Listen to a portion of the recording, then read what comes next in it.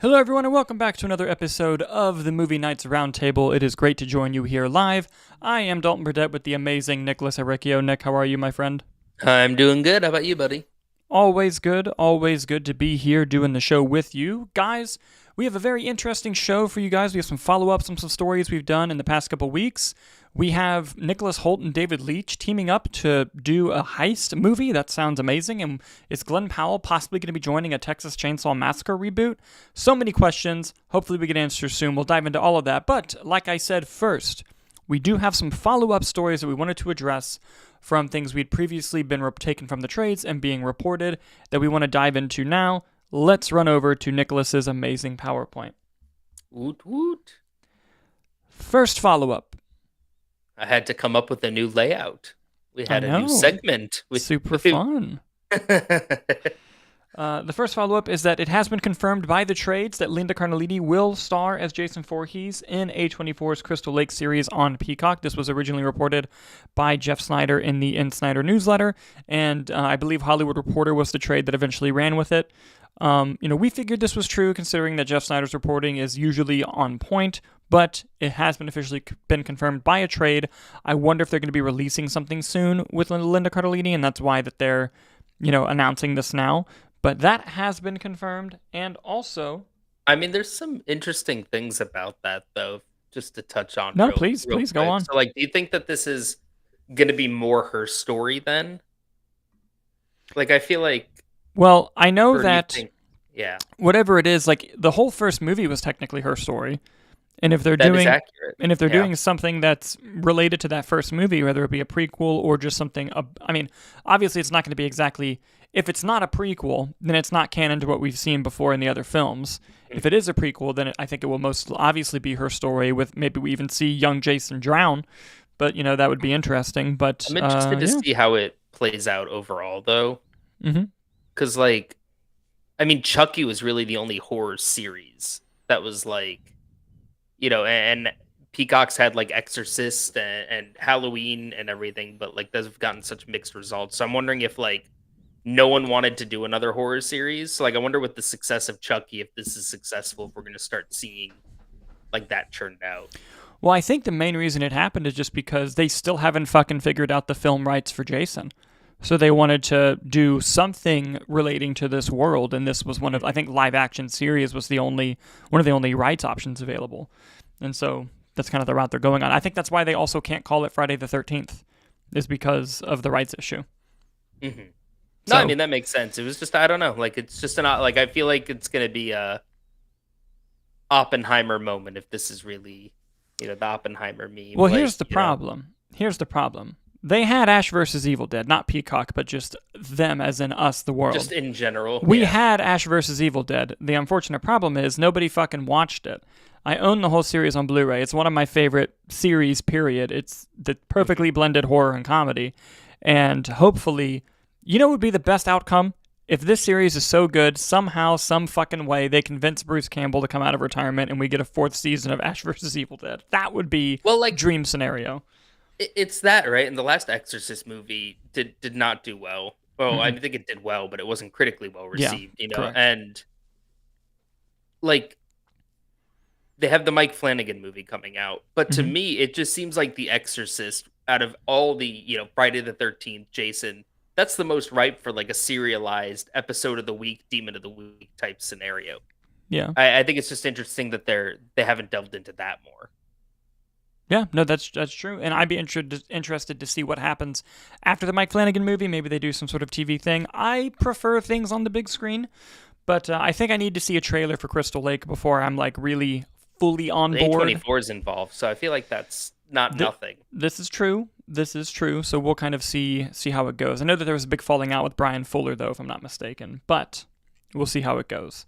The other story update that we wanted to touch upon before diving into everything else today was the fact that the James Bond creative overhaul has an update. This was rumored to be happening last week, but it has been officially confirmed by the trades that Amy Pascal and David Hyman are set to produce the next James Bond movie for Amazon and MGM. Amy Pascal, of course, of Sony and Spider-Man fame.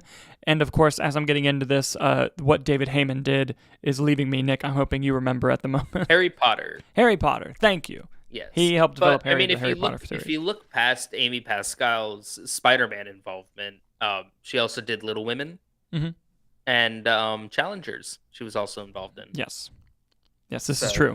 She it's not just the Spider-Man and Harry Potter people running it. Although Amy Pascal is a choice, but I mean, she gets shit done. She gets shit done, and we know that the press tour is going to be amazing, especially if she's involved in it in any way. I can't wait. Here's my question on this, and this is really the only. I guess I think they're interesting choices, you know.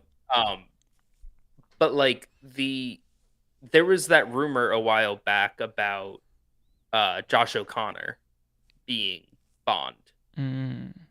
So I wonder now if there's more fuel to that fire, given that Amy Pascal was just a producer on Challengers. I mean, there could be. You know, it could be a string of anything. This wasn't reported by Jeff Snyder, but going back to his newsletter, he was saying that he's heard whispers and rumors that Alfonso Cuarón could direct it because he has a working history with David Hyman. So that would be I mean, I would love it. That would be an insane choice. But, you know, I think whoever they get as a director is going to have some creative input as to who's going to be casting Bond, because they no longer have that, you know, for worse, more likely for better, but they no longer have the Broccoli family involved, and that's kind of shepherding the franchise. It's going to be, you know, brand new creatives touching it. So I would imagine Pascal and Hyman are like, hey, let's get a director, and then we'll all hire Bond together. I feel like that might be the move. So Pascal Hyman, the director, and Jeff Bezos, I assume, will be in that room. Jeff for those Bezos directly in a Hawaiian T-shirt and, you know, you know, whatever, however it goes. I was trying to be derogatory, but not say something that could get me sued for everything I have, and my brain had a fun time trying to come up with something to say. But Jeff Bezos paid a lot of money, so he's going to want to say. That's the nicest way to say it. There you go. Corporate greed at its finest. Yes. But guys, those were the follow-ups on the stories that we were reporting on last week. Give us thoughts in any comments on what you have on those updates. But before we dive into our two main stories that we have, we wanted to do something a little bit fun on the show. And we wanted to do a live trailer reaction with you guys.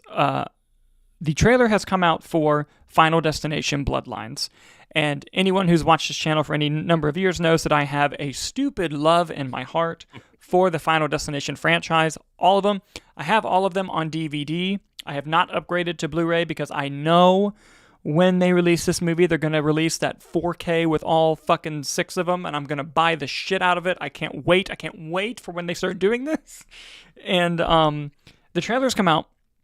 And usually, whenever something big comes out like that, Nick and I will text each other like, "Oh, do you see the trailer? Oh, do you see this?" Or we'll send each other the link. And Nick had the amazing idea. He was like, "Hey, the Final Destination trailer's out, but don't watch it. Let's do it live on the show." And I'm like, "Oh, that's an excellent idea." So I have not seen any of this trailer. I'm gonna get it pulled up, and as I get it pulled up, Nicholas, will you kind of give your thoughts, your anticipation, anything you want to add about Final Destination Bloodlines? Yeah, I mean, I've only seen the first 2 in the franchise, so I don't really have that, I guess, nostalgia for it, because you showed them to me when we were in college. So it's more recent thing. So I think it's exciting that there's a new film coming out. If you've been following us for any number of time here, we usually end up talking about Final Destination at some point. If you go to our TikTok account, one of our pinned tweets actually directly correlates to this movie, and it was the final pitch meeting of the directors. They did a whole bunch of elaborate stunt work and everything, and we have a full breakdown on our channel for that. But I mean, I'm excited. I thought the first teaser they did of the guy in the tattoo parlor shop was very cringe-inducing, which is really the heart of what Final Destination is that edge of your seat tension. So, and I believe this is the last film of the late Tony Todd, right? I think this is true. Yes, he did a little cameo or supporting role. I don't know the extent of his involvement in it, but I know that I think this is his last thing, which is unfortunate. But I'm excited to see the trailer. I'm excited too. And with that, guys, we're gonna dive into the trailer right now. I'm gonna switch it on over.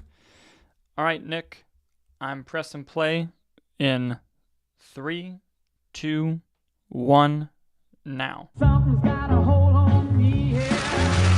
Oh!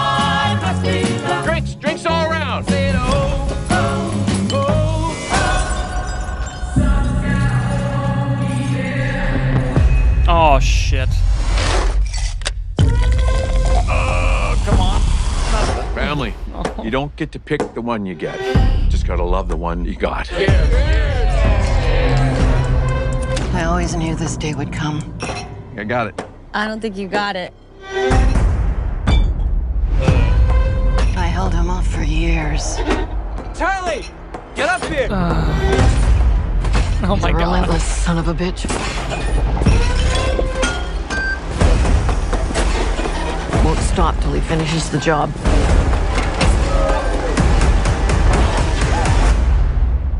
Oh my god. Death is coming for our family.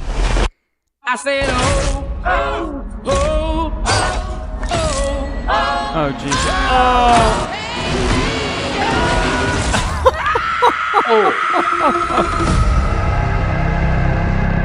Grandma, what's happening to us? Years ago, I had a premonition that started it all. I saw what death was about to do. Oh my god.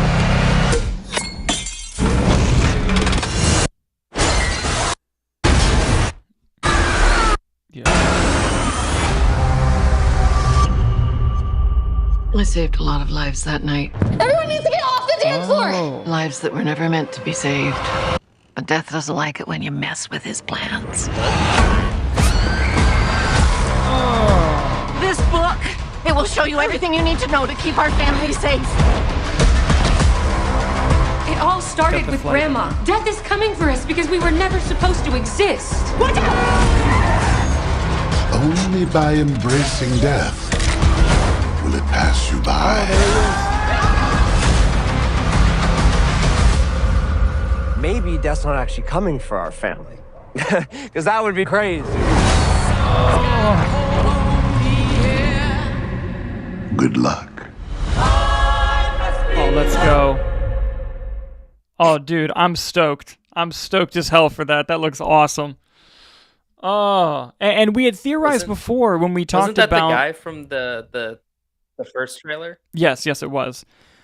And we had theorized when we talked before about like what the Bloodlines thing was, and looks like the twist that they're doing on the story is instead of opening with an incident and then that survivors and you follow the immediate survivors, it opens on an incident and you're following the descendants of the original premonition holder. That's awesome. I think that's so cool.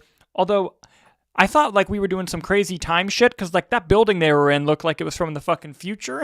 And I was like, whoa, what is this? But, It's Bloodlines all the way in the future. yeah, that would be fucking insane. But dude, I dig it. I dig the trailer. I'm excited. I think my favorite thing about you'll have to remind me on this because like I said, I've only seen the first two, right? I really like what's the machine called where it's like the dominoes and the balls and like everything just ends up leading into one thing. There's like a cause and effect relationship. Oh, like the Newton things? No, it's like I want to say it's like Goldberg machines or something. Okay. It's like the big contraptions, right? Where like a ball goes down like the ramp and knocks into a dominoes. Okay.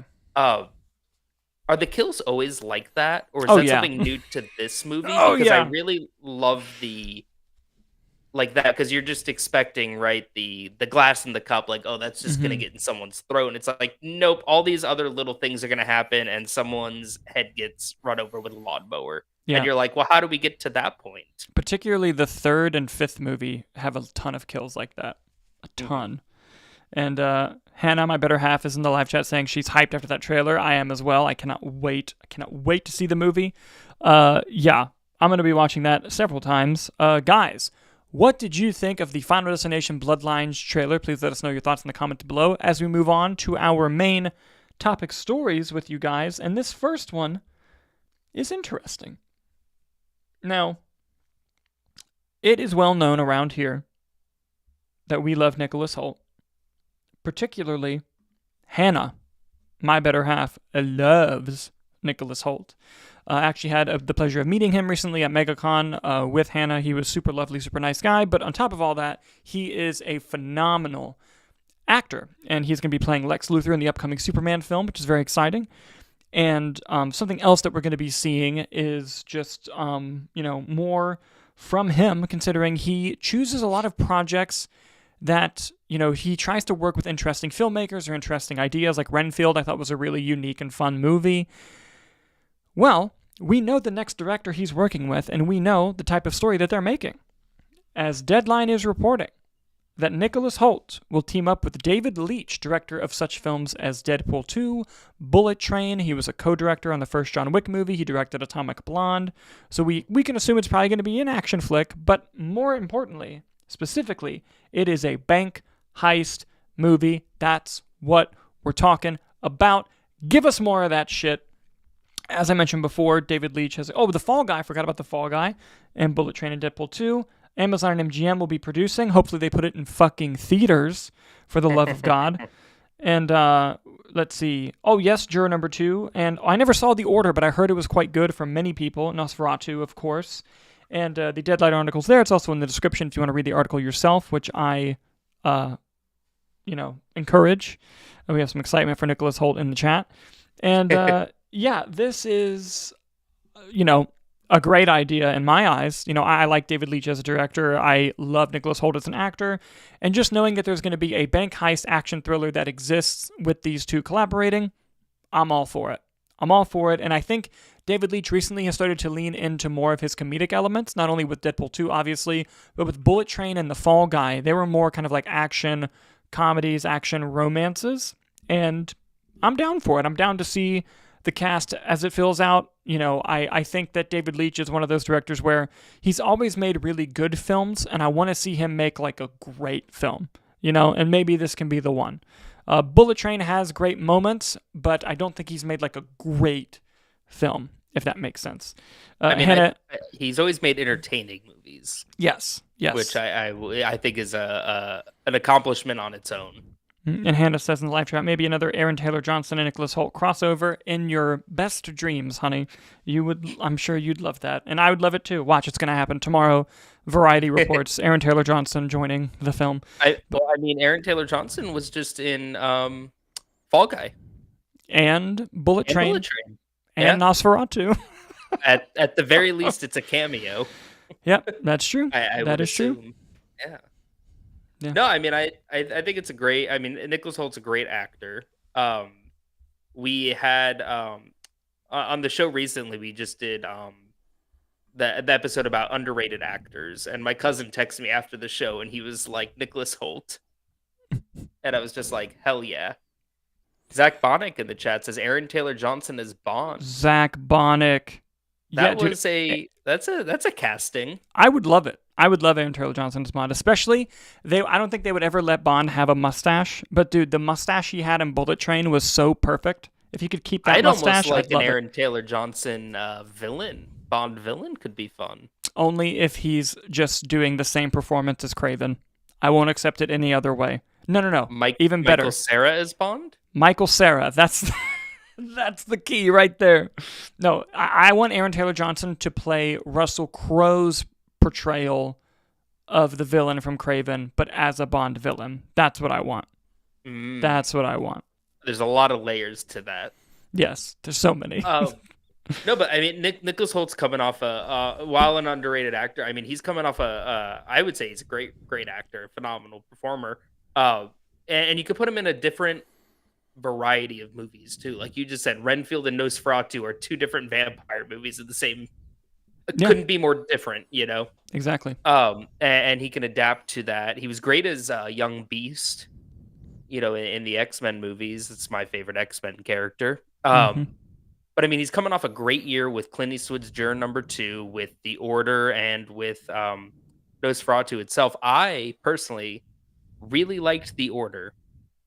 I don't think it was an outstanding movie. I think it has its flaws and everything like that. But if you're talking like just that feel of like a mid-70s like action thriller, like you got Jude Law rocking a big old mustache, smoking cigarettes, and just trying to fight the KKK. You're like, yeah, this is what movies are for, It was a solid 3.5 stars. I would give it, But I think Amazon either bought it or were in it from the get-go, but I know it had a very, very limited theatrical release. We were sent it as a screener, so I watched it that way. I don't think it performed well at the box office, which is sort of my question on this whole thing, right? Yeah. Is the mid-budget thriller, whether that be action thriller or just straight thriller. I feel like this one's going to lead more into like the action thrill, if I had to guess. Yeah, probably. You know, is there a market for that? Because you look at The Order, which was made by Amazon or had Amazon's involvement in it. I think it made like maybe 2 million at the box office, but then you have something like Beekeeper, right, which made 150, which did very well, exceeded expectations, I would say. Mm-hmm. So, you know, I think it is that star power with Jason Statham with a general audience over like a more character-driven actor like Nicholas Holt. I'm curious to see what they do and how it performs based off of that. Yeah, and I think a scarier comparison, honestly, is the fact that David Leitch's last film, starring, you know, Ryan Gosling, Emily Blunt, Aaron Taylor Johnson, flopped hard at the box office, being The Fall Guy. And The Fall Guy is a really fun movie. I enjoyed that movie. And it just did not have that audience at all theatrically. I think it did fairly well on streaming, but it was one of those things where everyone kind of expected the movie, like the industry expected the movie to like kick off the summer movie season. Was it last year or was it 2023? I think it was last year. It was last year. And especially a huge marketing campaign. Huge. The push for that movie was insane. And especially coming off of Barbie with Ryan Gosling, which was just $1 billion hit, going into Fall Guy, like people were gobsmacked that it didn't do as well. And it was just one of those things where, you know, you got to roll up your sleeves, take the punch and move on. But hopefully they don't take it out on David Leitch for that and they can give this movie a fair shot theatrically. I'm hoping. I mean, I feel like obviously just him getting work and wanting that studio, and they did say that it is going to, I think the article does explicitly say releasing in theaters. Now, obviously, we don't even have like the cameras rolling, so that could all change. But, you know, I don't think it's something that they're holding against him. You know, I think it's just the reality that the box office is just not what it used to be in general. You get the occasional hit here or there, but like week over week, I mean, last week the highest grossing movie was 9 million? No, it was 40 something. Well, no, you mean the last week. Yes. The last week. The last week. Yes, yeah. Yes. Spoilers for later in the show. But, you know, like I think that's I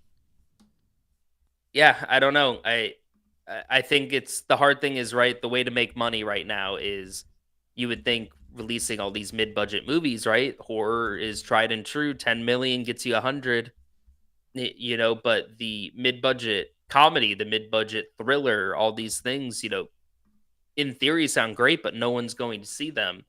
And you can only make these blockbusters of such a consistently good quality, you know, then I think the quality on blockbusters on the whole has been diminishing. You know, I'm almost hesitant to say, but you can't root against James Cameron no matter how long you try. I am very curious to see how Avatar performs this this December. Yeah, I believe it's this December. And then seeing that compared to like next year when we have an Avengers movie, you know, I am curious to see what these tentpoles look like, especially and like Christopher Nolan's Odyssey is an even better example of that. Like yes.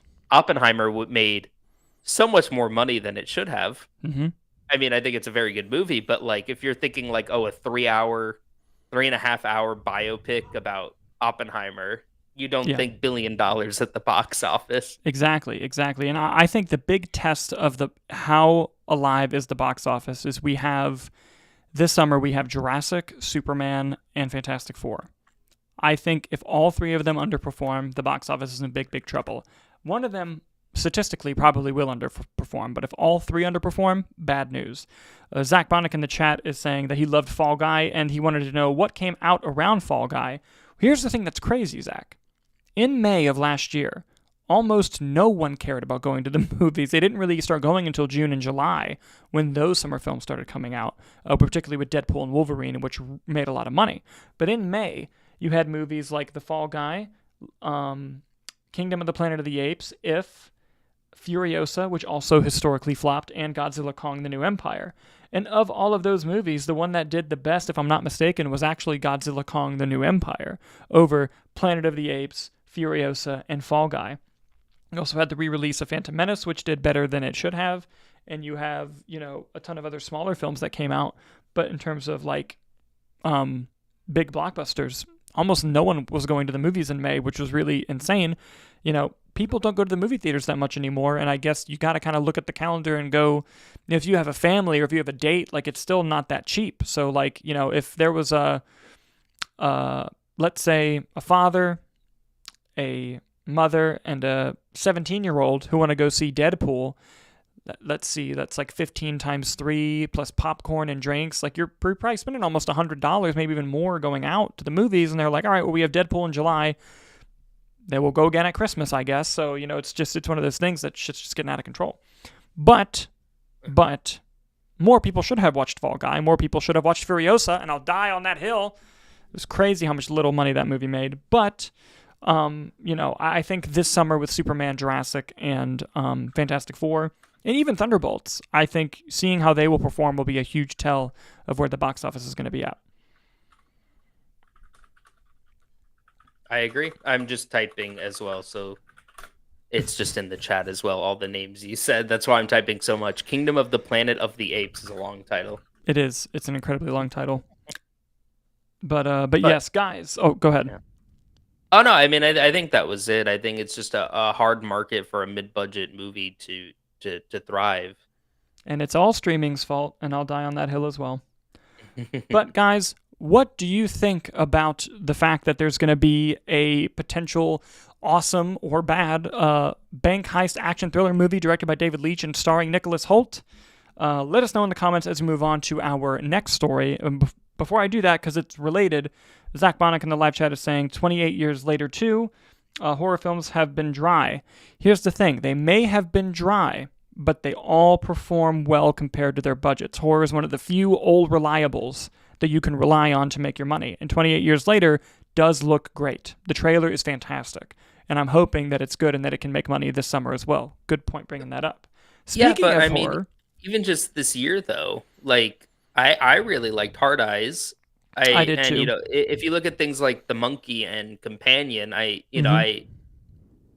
was kind of on them, but I think on a whole, just conceptually, the concepts that they're playing around with horror, I would disagree that horror has been dry lately. I'll say serious horror has been dry. Like, both the Monkey, Companion, and Hard Eyes all have comedic elements to them. And I feel like, that's not for everybody. And I enjoyed the shit out of all three of them. But, I know there are some... Oh, what about The Omen, the first Omen? That was last year, though. Are we talking just this year? Yeah, I guess we're talking just this year. If we're talking last year, we had a ton of awesome horror movies come out last year. I was talking more general horror. Like, yeah. Lately, I just assumed like the last year or so. In which case, like the first Omen. What was the Sydney Sweeney one? Immaculate. I thought there was a lot of really strong, like, just straight horror movies. There was. I even see people arguing that The Substance is a horror movie, and I'm okay with that, and I love that film. It was in my top 10 of the year. But anyways, Oscar nominated. Yes. Speaking of horror, we have some insane news regarding the Texas Chainsaw Massacre franchise. So, we'd recently talked about a rights issue going on with a big franchise earlier in the episode. Not this episode, but earlier on the show, a couple shows ago. And the rights issue that we were talking about was Jason Bourne. Well, the rights issues here aren't exactly up for grabs, but basically, people want a new Texas Chainsaw movie to happen. The current right holder are not making it happen, so a ton of interested parties have come out of the woodwork saying, hey, basically, and you can tell me if I'm getting this wrong, Nicholas, the vibe seems to be, make them some shit, or we're going to buy the shit from you, and we'll make it ourselves. It's kind of the vibe I'm getting as to what's going on. It's a lot of that, like, stick-poking meme, where it's like, come on. Yeah, do something. And you got it.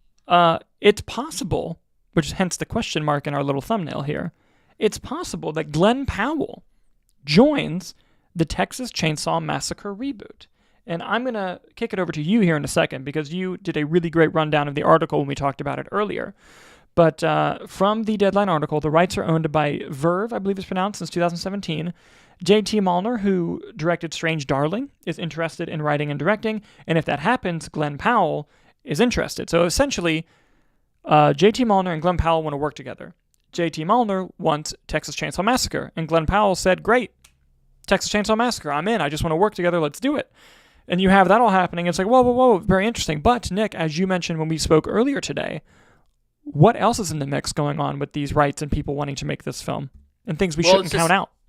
Well, it's just everyone wants a little involvement in it, right? So, I mean, you have all these studios like Lionsgate is very interested, according to the article, as is A24, especially if you're looking in the future coming up, as we just talked about, even just on this show, right? A24 has involvement in Crystal Lake, and there have been countless reports that A24 does want to look at expanding into IPs to sort of help beef up their box office and everything in that regard.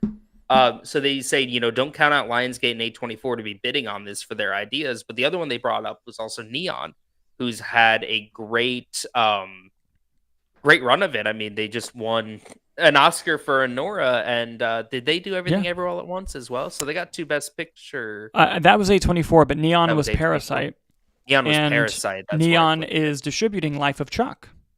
Yes, which has gotten great word of mouth early on from the festivals, but Neon could be involvement in it. And Neon has had a very solid, great working relationship with Osgood Perkins, right? They did Longlegs and The Monkey and his next movie that's already filmed and coming out. So I would not be shocked if they're even looking to find their next big collaboration together. And I could see them going and be like, hey, so if we spend a lot of money to get you Texas Chainsaw, are you in? And now this isn't there's no rumors or anything like that. This is just the general speculation of, well, if Neon's interested and they have a horror director in-house that they're working with a bunch, why wouldn't that go together?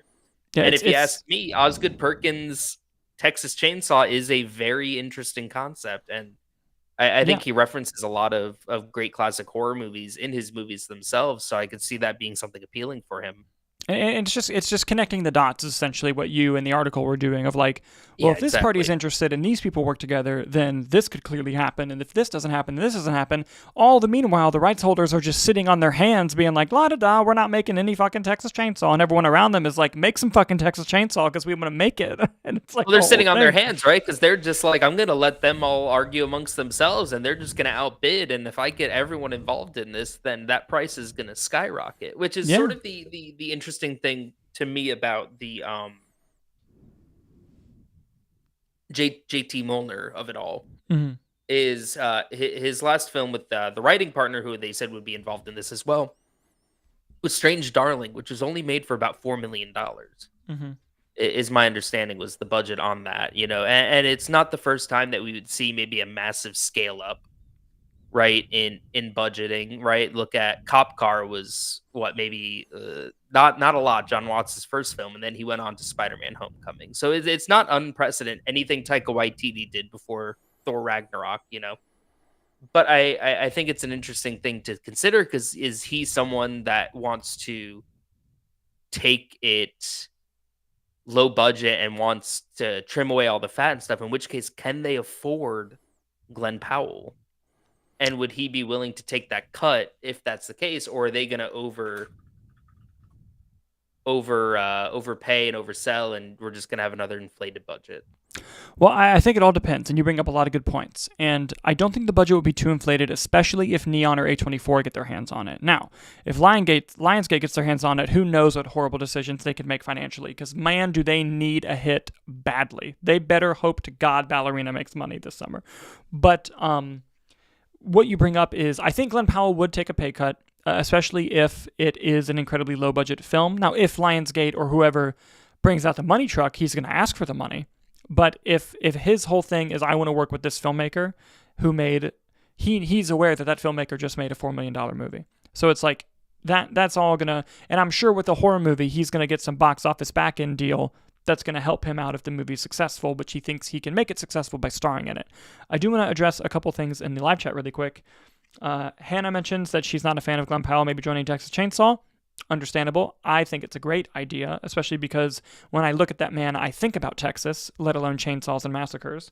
I'm a fan of Glenn Powell in anything, and also I saw a great tweet. I don't have the name or anything, but they just said, It's fascinating. Glenn Powell's just doing Matthew McConaughey's career out of order because obviously he did Everybody Yeah. Wants Some, which is really kind of something that more put him on the map and everything. Mhm. And then he did his little stints in rom-coms and everything. So I think it is a funny comparison.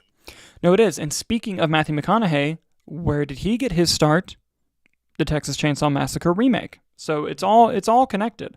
And Zach Bonnick also mentions, but what's so big about Texas Chainsaw Massacre? It's had a couple of indie films over the years that haven't done much. How can they revive it successfully? He then follows up and says if they follow suit with how Michael Myers and Halloween did the revival, it could be a hit. This is true. What I think is also important to point out is the state of Hollywood. And I think this is a huge part of why you're seeing stories like this. Hollywood right now and trying to get a film made is fucking miserable. And you can ask anyone working on any level, whether it's the big studio level or the indie level, even down to the micro budget level, trying to get something greenlit and made is ridiculously hard at the moment because studios are addicted to this acronym, IP. You have any IP, the studio's interested because they think a pre-existing thing will help them get their money.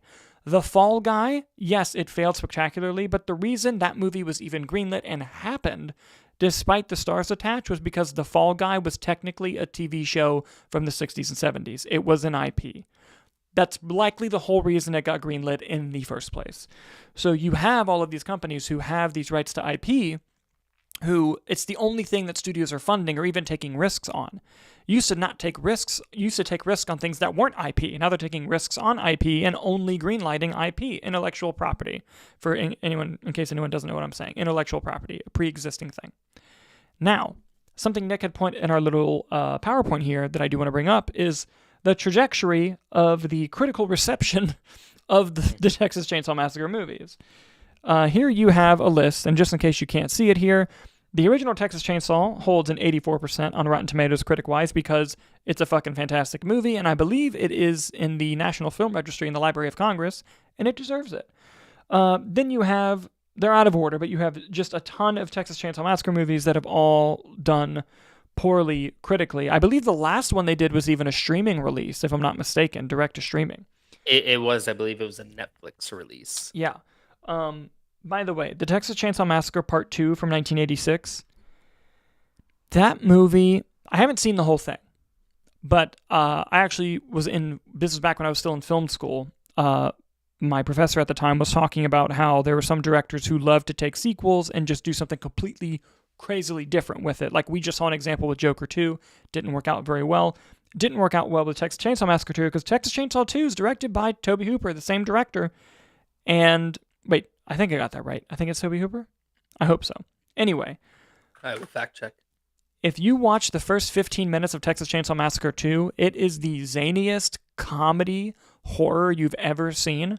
And if you watch Texas Chainsaw 1, it's just complete opposite of that. And the fact that they're made by the same filmmaker is just unbelievable. Like it blew my mind. Hooper. Yeah. And did he do 2? Can you fact check that for me? No, yeah, Texas Chainsaw Massacre 2. That's what I was looking up. So, yeah.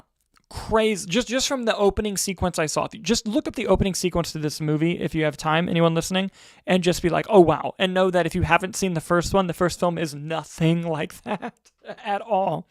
So, I just thought that was an interesting thing. But an appeal for talent for Texas Chainsaw Massacre is going to be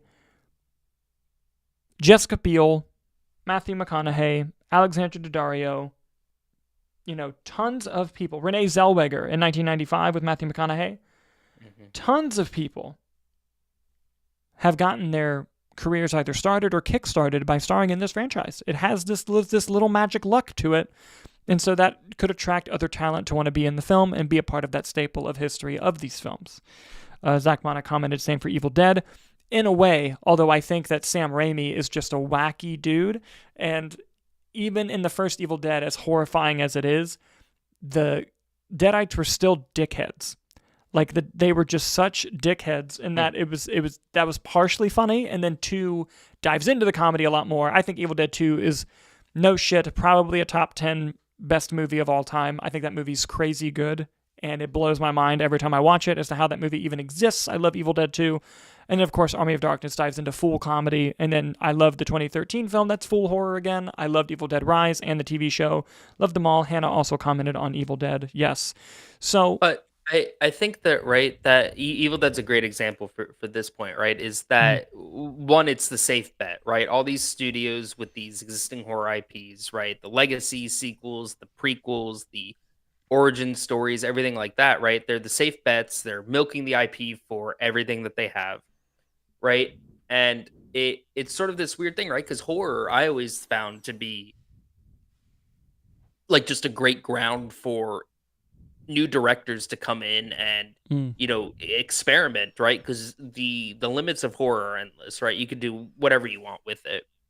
But now they're coming in, and while something like Evil Dead Rise was great, to your point, like you said, right now they have these IPs where there are these pre-existing established rules, right? The Deadites have to be dickheads, all these different elements. So while you can do something fun and unique with it, it doesn't have that innate weirdness or experimentation or gore on it. And I would say that, like, Evil Dead, right, is the prime example of that. So it's like, what can you do different with a Texas Chainsaw Massacre movie? What can you do different with a Friday the 13th movie? When there's all this, I feel like the studios are safe bets, but they are going to be hesitant to take big swings to what has already been established. I'll be honest, if it were me and I had the money and someone came to me and said they want to make a Texas Chainsaw Massacre movie, I would play it half safe. And what I mean by that is half of this movie should be exactly what the audience wants. It should be exactly what they want to see. They want the gore, they want the scares, they want Leatherface. Make sure they get that. Now, what you do beyond that, go crazy, have fun, enjoy. Because there's been so many Texas Chainsaw Massacre movies, they've tried pretty much everything under the sun with them. There was a prequel about the family before they became the fucking cannibal weird shit that they are. There is a whole thing about Leatherface himself. There's, different sequels about different groups of people running into the same thing. They've done a lot. And so I think, honestly, I would do a full clean reboot of Texas Chainsaw and just kind of get that same DNA that the original film had.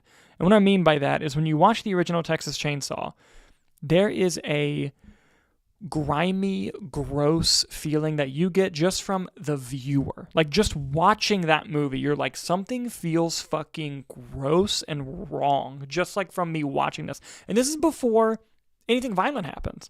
And really, nothing that violent happens in the movie. But they keep, you watch it and you're just like, something's off, something's wrong.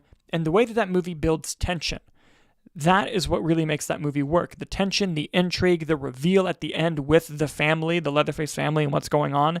Horrifying. When the main protagonist wakes up at the dinner table and that family starts fucking with her, that's one of the most horrifying movie scenes I have ever seen. Ever. It's crazy. But I think, so essentially, I'm doing a long workaround to say, make the movie fucking good and it'll be fine. That's kind of what I'm getting at.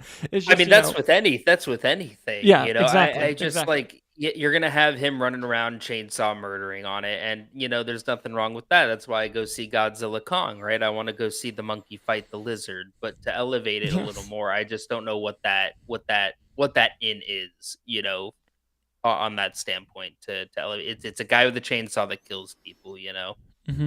I don't need him to have a lot of characterization, So I think it's reliant on the story and the scenario that he is put in. Yeah. Because I think a lot of the issues, especially with the one that just came out a few years ago on Netflix, right? It was very much like, we're going to set up a set piece and now we're going to put him in there. And then it ends, and then we go to a new set piece, and then we're just going to put him in this scenario. And it was just missing sort of a solid narrative through line, I thought. And they tried to have that, but I feel like that may be I don't know. Because, did the original really have a through line? It was more of, these people went on a trip, and then he just was like, it's you guys. Sorry, but like... Yeah, well, they got scouted. Have you seen the original film? It's been years. So yeah, they got scouted by the hitchhiker who turns out to be part of that family. And they were trying to lure them in and then eventually Leatherface gets them in that house. But it's honestly, this sounds dumb as shit, but you know what I would like to see? Turns out there's a carnival near the property of the Texas Chainsaw Massacre house, and it's too loud, and Leatherface would like to go kill them all. Do something like that. I don't give a shit. Make it funny. Like, just make it like, stop bothering me. Like, he's killing it just out of like, he just wants to be left alone. He's just trying to garden, and he's like, these people won't shut the fuck up. Gentrification happening around him. Yeah. No, that's fair. It just clocked with what you just said. That's hilarious. Like, he's just this one isolated rickety house in the middle of nowhere that they start putting up apartment complexes and yoga studios, and he's like, "This is on me, guys. Absolutely not. This is on me." Oh, God. Before we go on to our next thing here, there's a couple things in the live chat I want to address. Zach Bonnick says, do not pamper the audience with throwback characters coming back, please. Texas Chainsaw already did that with their most recent film. They did recast the part, but they did try to bring that character back. And it's annoying when done improperly. And if you do it properly, it's great. But I think pop culture itself is kind of fed up with the idea, so I agree with you there. They need to reboot Hills Have Eyes. That would be cool. And Jeepers Creepers. I don't think listen, the right move is to reboot Jeepers Creepers, but it has such a stink on it because the director is like a literal pedophile. And so I don't think that and that's not even an emphasis. The guy went to jail for sexual assault on like a child. And I think just that stink on the franchise, like no one will do it unless they, make some sort of very big public thing about it. It's just no one wants to be connected with it. Hannah mentions The Witch. The Witch has the same gross feeling for me for watching. Yes, that is a good example. Zach also adds, the problem with horror films is there's less emphasis on story and more to just be scary. Nothing to fall back on when the horror is shit. A lot of bad horror movies do that, I agree. But going back to our earlier conversation, there are a ton of great horror films that do have good stories. One that I will give you, you should, Zach, my friend, my buddy, you should watch Heretic. If you haven't watched Heretic with Hugh Grant, the story of that movie is awesome, and it's pretty creepy. Hugh, highly recommend Heretic. And, but you are right. Whenever a horror movie is bad, they're just relying on trying to be scary because they have nothing left to fall back on. You are right. You are right there. But, guys... Oh, and he also mentions that he misses Ash vs. Evil Dead 2. We just talked about that at the beginning of the show. I miss it every day. But, guys... With that down, what are your thoughts on the whole Texas Chainsaw Massacre reboot debacle happening? Who do you think will end up with the rights? What do you think is going to end up happening? Please let us know in the comments as we move on to the box office. The box office. Nicholas, this may come as a shock to you, but we were completely wrong in our predictions.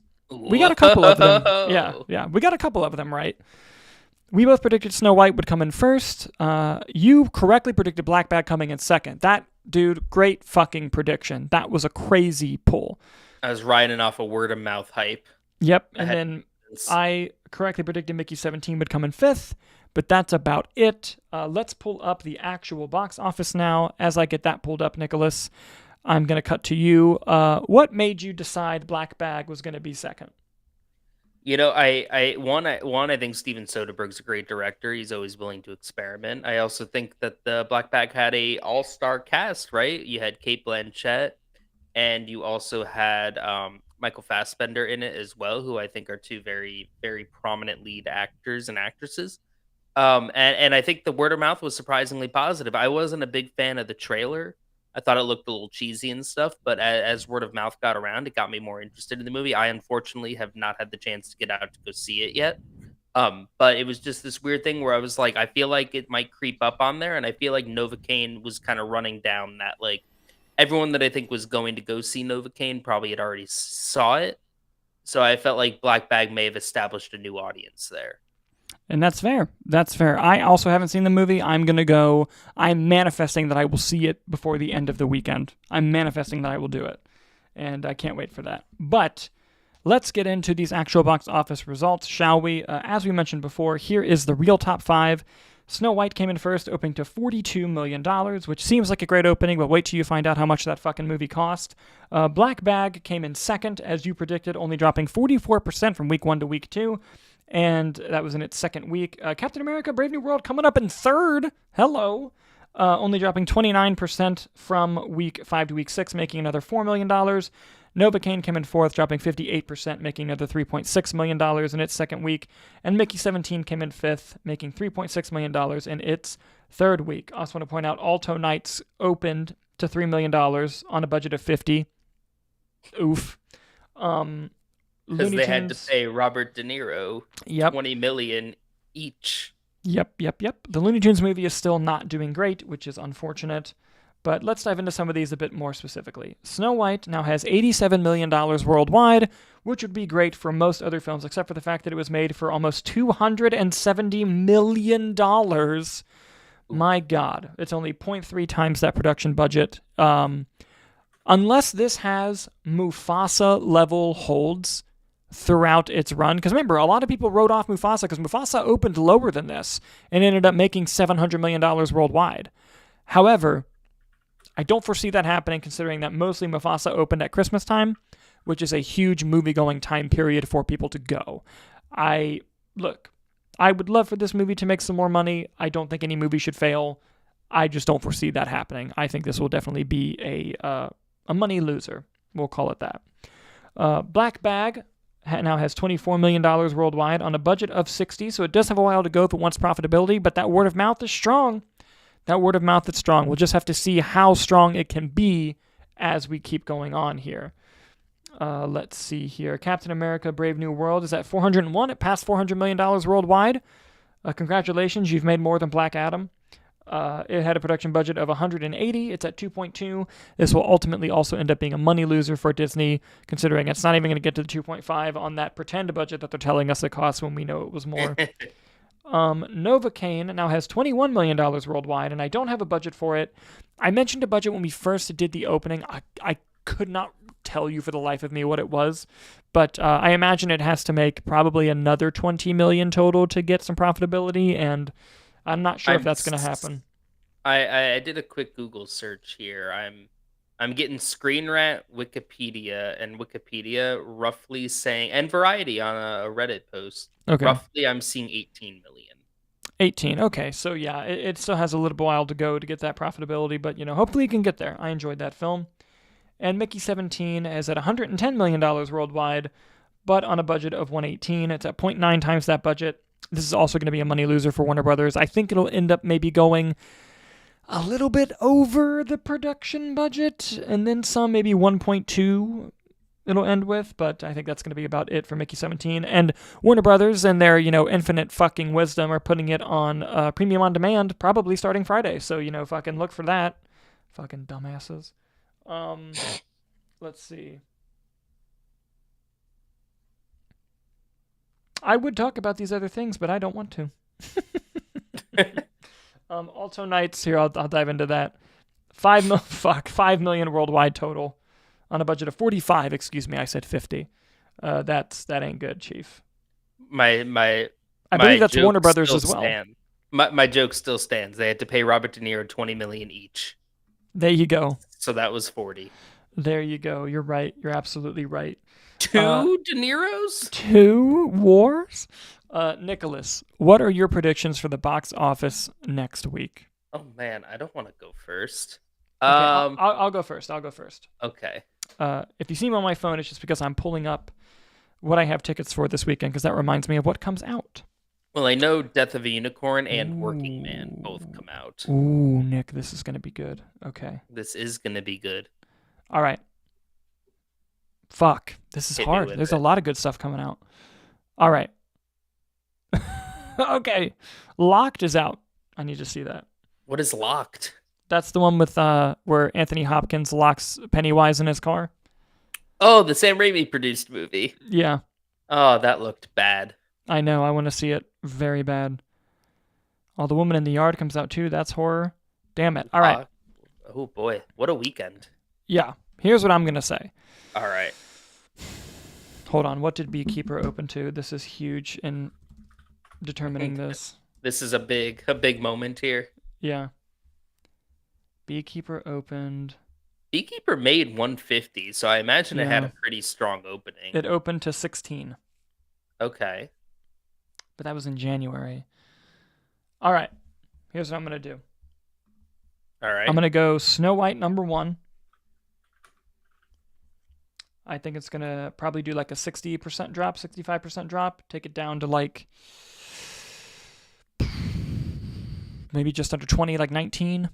And then I think coming in second, strong, is going to be Working Man. Probably make around like 15. Okay. Coming in third, I'll do Death of a Unicorn. Hoping it'll make like 8 or something. Mm-hmm.